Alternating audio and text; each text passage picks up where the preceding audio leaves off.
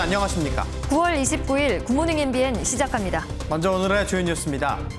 어제 오후 9시까지 2,659명이 코로나19에 확진돼 오늘 발표될 신규 확진자는 다시 3,000명 안팎이 될 것으로 보입니다. 전국적인 대유행 우려 속에 정부는 하루 확진자가 3,000명이 나와도 10월 말부터 단계적 일상 회복, 이른바 위드 코로나 전환을 추진하겠다고 밝혔습니다.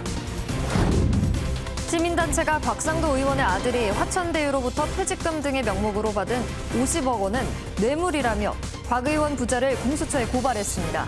수사팀 규모를 확대해 특별수사팀을 꾸린 검찰은 관련자 여러 명을 출국 금지한 것으로 알려졌고 경찰도 정식 수사에 돌입했습니다. 더불어민주당 대선 경선 TV토론회에서 대권주자들은 대장동 의혹을 놓고 제2의 수서 비리 사태라는 표현까지 등장하는 등 설전을 벌였습니다. 국민의힘 TV토론회에서도 특검으로 진상을 규명해야 한다며 대장동 의혹을 중심으로 후보들 간 설전이 이어졌습니다. 북한이 어제 동해상으로 쏘아 올린 발사체는 신형 극초음속 미사일이라고 밝혔습니다. 조선중앙방송은 국방과학원이 어제 오전 자강도 룡림군 도양리에서 새로 개발한 극초음속 미사일 화성 8형 시험 발사를 처음으로 진행했다고 보도했습니다. 오늘은 전국이 흐린 가운데 종일 비가 내리다 밤부터 차차 그치겠습니다. 중부지방에는 최고 80mm의 많은 비가 예상되는 가운데 천둥과 번개를 동반한 시간당 20에서 30mm의 강한 비가 내리는 곳도 있을 전망입니다. 추석 연휴 대이동의 여파가 본격화된 가운데 코로나19 신규 확진자 수가 다시 3,000명에 육박할 것으로 보이면서 비상이 걸렸습니다. 외국인 확진자 역시 꾸준히 늘고 있는데 정부는 외국인 백신 접종률을 늘려 확산세를 차단하겠다는 방침입니다. 조동욱 기자입니다. 어제 오후 9시 기준 코로나19 신규 확진자는 2,659명으로 전날 같은 시간보다 무려 743명이나 많습니다. 현재까지 추세를 고려하면 오늘 발표될 신규 확진자는 다시 3,000명 안팎을 기록할 것으로 보입니다. 주말 검사 건수 감소 효과가 사라진 데 이어 추석 연휴 대이동의 여파가 본격화하는 것으로 분석됩니다. 좀처럼 꺾이지 않던 코로나19 확산세가 추석을 지나면서 더 폭발적으로 증가하는 모양새입니다. 확산세가 계속 증가하고 있는 상황이고 추석 연휴 지나고 나서는 비수도권 확진자 숫자도 증가하고 있습니다. 4차 대유행이 장기화되고 있는 상황에서 외국인 확진자의 증가세도 심상치 않습니다. 외국인 확진자는 꾸준히 늘어 최근 일주일간 외국인 신규 확진자는 2,305명으로 전체의 16% 수준입니다. 문제는 외국인 백신 2차 접종률이 24.4%로 내국인의 절반에 불과하다는 점입니다. 단속이나 출국 조치와 연계되지도 않을 것입니다. 외국인들께서는 적극적으로 예방접종을 받아주시고 정부는 외국인이 많은 대규모 산업단지 내에 임시 예방접종센터 등을 운영해 외국인의 백신 접종을 늘리겠다는 방침을 밝혔습니다. MBN 뉴스 조동욱입니다. 코로나19가 여전히 맹위를 떨치고 있지만 정부는 예정대로 10월 말 코로나와 공존하는 위드 코로나로 전환하겠다고 밝혔습니다. 먹는 치료제까지 개발되면 판도를 바꿀 수 있다고 보고 있습니다. 정태진 기자가 보도합니다. 정부가 확진자 3,000명 수준이 이어지더라도 단계적 일상 회복, 이른바 위드 코로나를 추진하겠다고 밝혔습니다. 시기는 성인 80%가 백신 접종을 마치는 10월 말에서 11월 초입니다. 의료 대응 체계가 충분히 가능한 상황으로 보고 있습니다. 그래서 저희들은 전환을 할 수 있다고 생각하고 있습니다. 먹는 치료제까지 나오면 일상 회복은 더 빨라질 전망입니다. 화이자사는 연말 상용화를 목표로 성인 2,660명을 대상으로 알약 형태의 치료제 이상 임상에 착수했습니다. 감염 초기 환자들을 위한 치료제로 상용화가 된다면 독감의 타미플루 같은 역할을 할 수 있을 것으로 기대됩니다. 먹는 치료제는 백신과 더불어 가장 중요한 게임 체인저라고 보고 있습니다. 결국은 제2의 독감 같은 그런 성격의 질병이 될 수 있다, 이렇게 보는 겁니다. 치료제 비용은 90만 원이 넘을 것으로 보이지만 정부가 비용 전액을 부담할 계획입니다. 정부는 먹는 코로나19 치료제에 362억 원의 예산을 배정하고 추가 예산 확보의 필요성도 시사한 가운데 글로벌 제약사와 선구매 계약도 검토 중입니다. MBN 뉴스 정태진입니다. 화이자와 바이오엔테크가 미국 식품의약국에 5에서 11세 어린이들에 대한 코로나19 백신 임상시험 데이터를 제출했다고 현지 언론이 보도했습니다. 화이자 바이오엔테크 백신은 현재 12세 이상에게만 사용할 수 있는데 이 중 16세 이상에게는 정식 사용까지 승인된 상태입니다. 이들은 미국 보건당국에 앞으로 몇 주 안에 5에서 11세 어린이들에 대한 코로나19 백신 긴급 사용 승인을 신청할 예정이라고 밝혔습니다. 대장동 개발 특혜 의혹의 수사에 나선 검찰이 개발 사업 시행사인 성남의뜰에 투자한 천화동인 5호의 실소유주를 참고인으로 불러 조사한 것으로 알려졌습니다.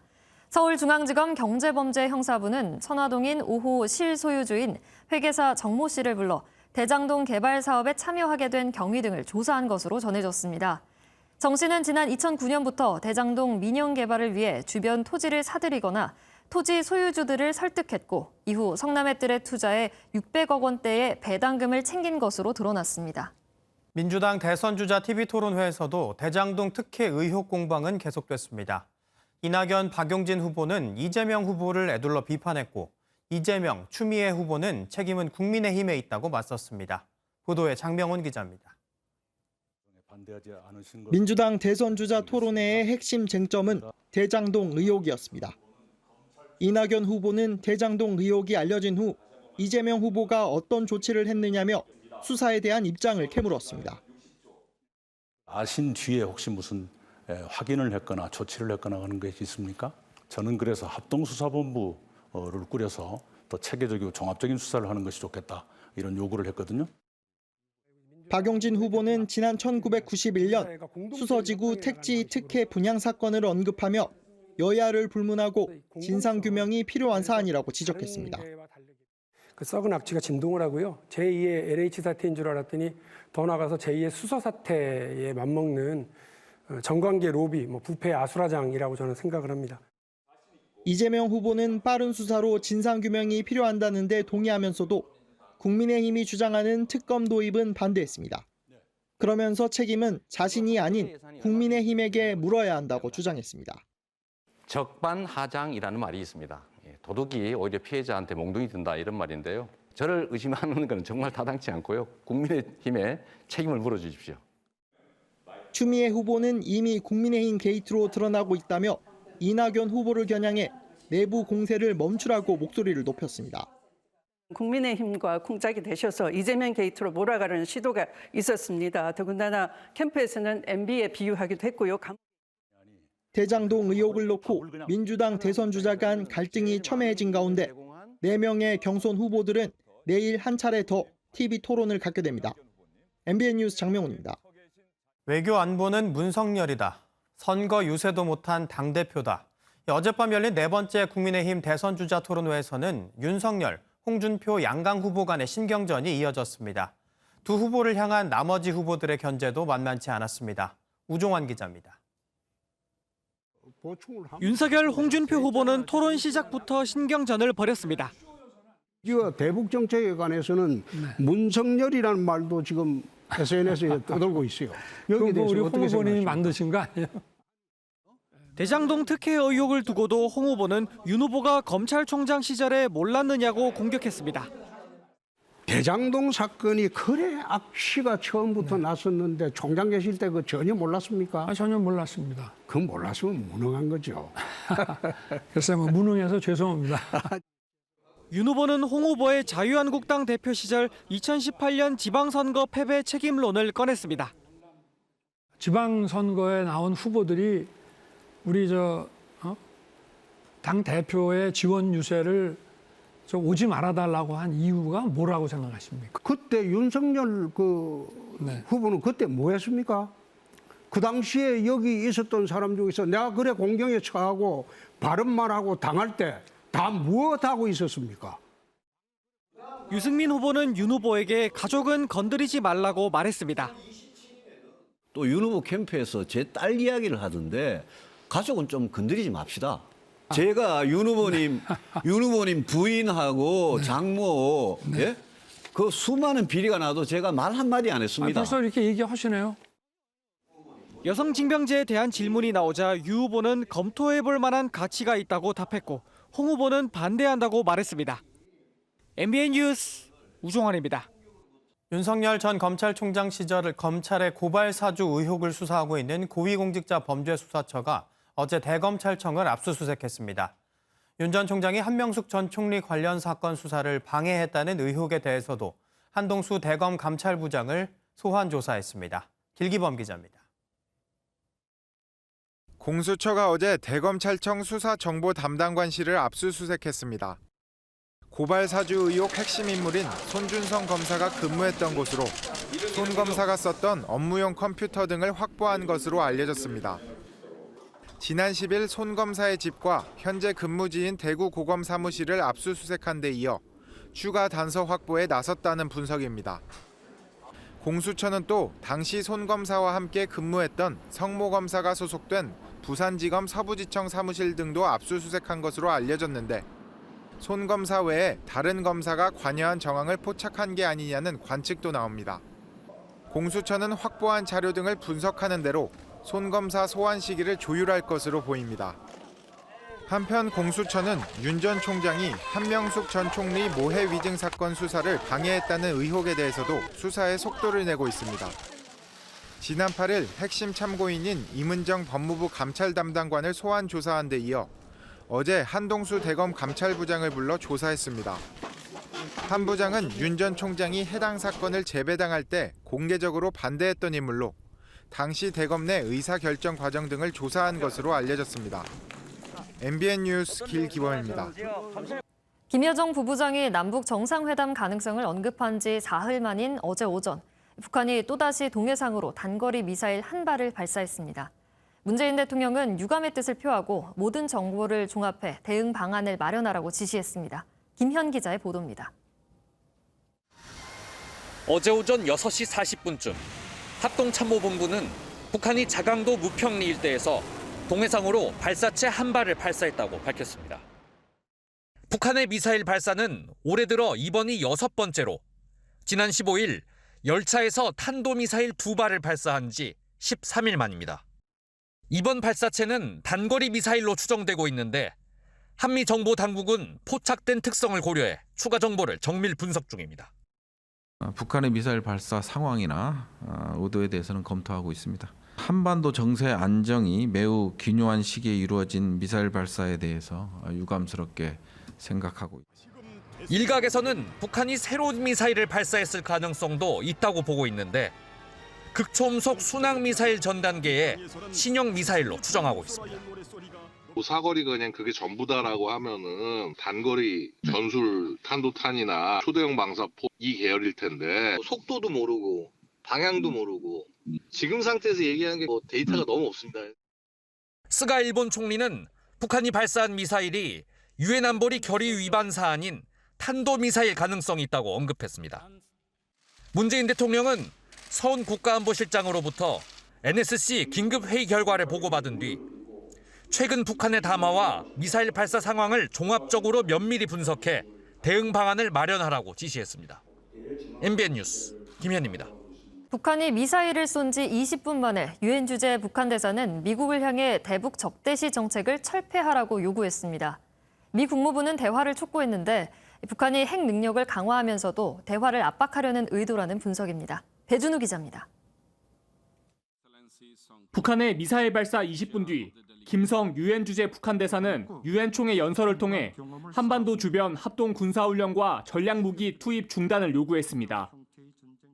미국이 행동으로 적대시 정책을 처리할 용단을 보여준다면 우리도 언제든지 기꺼이 화답할 준비가 되어 있습니다.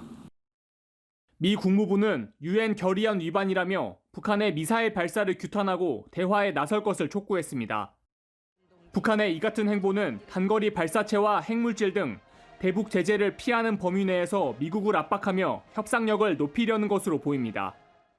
핵 능력을 고도함으로써 한편으로는 핵 보유국 지위를 강화하고 한편으로는 미국을 압박하는 이중 전략을 활용을 하고 있습니다. 김여정 부부장이 지난 25일 남북 정상회담 가능성을 언급했다는 점을 감안하면 우리 측의 관계 개선 의지도 시험한 것이란 관측이 나오고 있습니다. 한편 북한은 남북 공동연락사무소 통화에 여전히 응답하지 않았습니다. MBN 뉴스 배준우입니다. 북한이 어제 동해상으로 쏘아올린 미사일이 올해 초에 개발과 시험 제작을 공언한 신형 극초음속 미사일인 것으로 확인됐습니다. 조선중앙통신은 어제 오전 새로 개발한 극초음속 미사일 화성 8형 시험 발사를 처음으로 진행했다고 보도했습니다. 핵과 재래식 탄두를 장착할 수 있는 극초음속 미사일은 음속이 5배 이상의 속도로 날아가는 데다 중간에 표적 변경도 가능하기 때문에 현재 방공 시스템으로 유격이 불가능해 현대전에서 게임 체인저로 불립니다. 김정은 국무위원장은 이번 시험 발사를 참관하진 않았습니다. 취임 1년여 만에 총리 자리에서 물러나는 스가 요시히데 일본 총리가 마지막 기자회견에서 위드 코로나를 선언했습니다. 오늘 오후 열리는 집권 자민당 총재 선거에서는 스가 총리를 뒤이을 새 총리가 사실상 결정됩니다. 정설민 기자가 보도합니다. 스가 요시히데 일본 총리가 코로나19 긴급사태 전면 해제를 발표했습니다. 19都道府県の緊急事態宣言および8県のまん延防止等重点措置のすべてを9月30日をもって解除し 위드 코로나로의 방역 정책 전환을 선언한 겁니다. 코로나19 대응 실패 등으로 지지율이 급락하자 취임 1년여 만에 총리 자리에서 물러나기로 한 스가 총리의 마지막 기자회견이었습니다. 이 자리에서도 코로나19 방역 성과를 자화자찬하는 데 집중하고 자민당 총재 선거 불출마 이유 등은 답하지 않았습니다. 일본 언론은 끝까지 소통 능력을 보여주지 못했다고 평가했습니다. 스가 총리를 뒤이을 새 총리는 오늘 결정됩니다. 자민당은 오늘 오후 1시부터 새 총재를 선출하는데 의원 내각제인 일본에서는 집권당 총재가 총리를 맡게 됩니다. 모두 4명의 후보가 나선 가운데 1차 투표에서 과반 득표자가 나오지 않아 결선 투표로 이어질 가능성이 큽니다. 지금까지는 고노다로 행정개혁상이 우세한 가운데 기시다 후미오 전 자민당 정무조사회장이 역전할 가능성도 점쳐집니다. MBN 뉴스 정설민입니다. 정부가 오늘 정부 서울청사에서 물가관계 차관회의를 긴급 소집해 올해 공공요금 동결 의지를 밝힐 것으로 보입니다. 이번 긴급회의는 국제유가가 3년 만에 최고치로 치솟은 것에 대응하기 위한 목적으로 풀이됩니다. 유가 등 원자재 가격 상승은 주요 공공요금의 인상 요인으로 정부는 이번 회의에서 연내 공공요금 동결 의지를 밝힐 것으로 전해졌습니다. 총 부채가 350조 원대에 달하는 중국 부동산 개발업체 헝다가 오늘 2024년 만기도래 달러 채권 보유자에게 우리 돈 약 559억 원의 이자를 지급해야 합니다. 현재 추가 투자 유치는 유동성 문제 해결을 할 수 있는 방안이 마땅치 않아 예정대로 이자를 지급할 수 있을지는 불투명한 상황입니다. 헝다는 지난 23일 지급해야 할 달러 채권 이자 약 982억 원을 내지 못했는데 이번에도 이자를 내지 못하고 디폴트 위기가 더 높아질 것이라는 전망이 우세합니다. 영국의 주유소 대란이 계속되면서 기름을 넣지 못한 운전자들의 불만이 극에 달했습니다.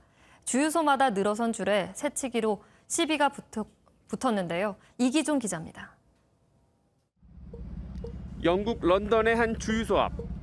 한 남성이 차량 옆에서 운전자를 향해 고함을 지릅니다. 한 손에는 흉기를 들었습니다. 남성이 차 앞을 막아서자 차량이 그대로 출발해버리고 화가 난 남성은 백미러를 부숩니다. 새치기를 하려던 차량을 막다가 생긴 시비입니다. 영국의 주유 대란이 닷새째 진정되지 않고 있습니다. 주유소 앞에는 밤낮 없이 수백 미터의 줄이 늘어섰고 기름이 동난 곳도 적지 않습니다. I just started looking last night. I was driving around for 2 hours. Nothing came by all these up this way. The queues were crazy. 운전자들은 물통까지 동원해 사재기에 나섰습니다. 군 투입까지 준비했던 영국 정부는 기름이 동난 주유소 비율이 3곳 중 2곳에서 37%까지 줄었다며 사재기 중단을 촉구했습니다. I would just really urge everybody to just go about their business in the normal way. 하지만 유럽연합 탈퇴와 코로나19로 인한 운전자 부족 같은 공급망 혼란이 단기간에 해결되기 어려워 공급 부족과 가격 상승 등 부작용이 연말까지 지속할 거란 전망이 나옵니다. MBN 뉴스 이기종입니다. 타이밍이 정말 기가 막혔다고 해야 할까요? 3초도 안 되는 찰나의 순간 평생의 운을 다 쓴 분이 있습니다. 호주의 한 7차선 도로. 그런데 방금 뭐가 지나간 거죠? 방향 전환에 실패한 흰색 승용차가 무려 7개 차로와 중앙선, 인도까지 모두 가로지른 끝에 영상 밖의 건물을 들이받고서야 멈췄는데요. 다른 차들과의 충돌을 이른바 깻잎 한 장 차이로 연거푸 피하면서 대형 사고는 면했습니다. 운전자와 어린아이 2명이 타고 있었지만 크게 다치지 않았다니 천만다행인데요. 정말 평생 쓸 운을 이번에 다 쓴 것 같네요. 속담 중에 남의 떡이 더 커 보인다 이런 말이 있죠. 그런데 이게 우리만 느끼는 건 아니었나 봅니다. 염소 농장인가 했는데 가만 보니 도심 한복판입니다. 미국 애틀랜타에서 부촌으로 알려진 버키드 지역에 염소떼가 나타난 건데요. 몰려든 시민들은 물론 방송국 카메라까지 출동한 걸 보면 얼마나 흔치 않은 상황인지 아시겠죠. 실은 인근 식료품점에서 잔디밭의 잡초를 제거하려고 부른 건데 탈출해서 옆 건물 잔디밭을 뜯고 있던 겁니다. 지역 동물보호국에서 급히 출동해 집으로 돌려보냈다네요. 얼마 전 라팔마 섬의 화산 폭발 소식 전해드렸는데요. 새로운 분화구가 열려 여전히 일촉즉발인 가운데 현장에서 조사가 이뤄졌습니다. 단단히 보호장구를 착용한 이들이 라팔마 섬 화산 폭발로 생긴 화산암을 조심스레 채취합니다. 그리고는 물이 담긴 양동이에 넣어보는데요. 물에 살짝 닿자마자 순식간에 부글부글 끓어오릅니다. 온도가 800도씨에서 1200도씨에 이르는 용암이 표면에서 굳으면 화산암이 된다는데 식어도 그 열기가 상당한 걸 보니 폭발 당시엔 얼마나 뜨거웠을지 상상도 안 되네요. 지금까지 굿모닝 월드였습니다. 오늘 새벽에 출근하신 분들은 세찬 비에 놀라셨을 텐데요. 중부지방에 내린 강한 빗줄기는 현재 일시적으로 소강 상태에 접어들었습니다. 서해상에서 다가오는 저기압의 영향권에 들면서 오늘 전국 대부분 지역에 강하고 또 많은 비가 쏟아지겠는데요. 중부지방은 낮 시간에, 남부지방은 오늘 오후부터 내일 새벽 사이 강한 비가 집중되겠습니다. 내일까지 예상 강수량은 적게는 20mm에서 많게는 70mm입니다. 또 중부 일부 내륙 지역에는 최대 40mm까지 내리겠는데요. 오늘 외출하신다면 튼튼한 우산을 챙겨주시고요. 또 강한 비로 인해서 가시거리가 짧아질 수 있습니다. 운전 중에는 서행해 주시는 것이 좋겠습니다. 비가 내리는 동안 천둥, 번개가 치는 등 요란하겠고요. 또 시간당 20에서 30mm로 가을비치고는 꽤 요란하겠습니다. 비가 내리면서 오늘 한낮에는 23도에 머물면서 일교차는 크지 않겠습니다. 중부지방에 내리는 강한 빗줄기는 오늘 밤부터 내일 새벽 사이에, 또 전남과 영남 지역, 제주는 내일 오전에 소강 상태에 접어들겠습니다. 모레까지 남해안과 제주 해상에는 바람이 강하게 불어들고 또 물결도 최고 3m로 높게 일겠습니다. 현재 기온은 서울이 20.5도, 광주와 부산이 21.1도를 보이고 있고요. 한낮에는 서울이 23도, 대전 24도로 중부지방의 일교차는 크지 않겠고요. 남부지방의 한낮 기온은 26도 안팎까지 오르겠습니다. 내일 오전 사이에 비가 그치고 나면 기온이 빠르게 오르면서 한낮에는 28도까지 오르겠고요. 대체 공휴일인 월요일까지는 맑은 가을 하늘을 되찾겠습니다. 지금까지 날씨 전해드렸습니다.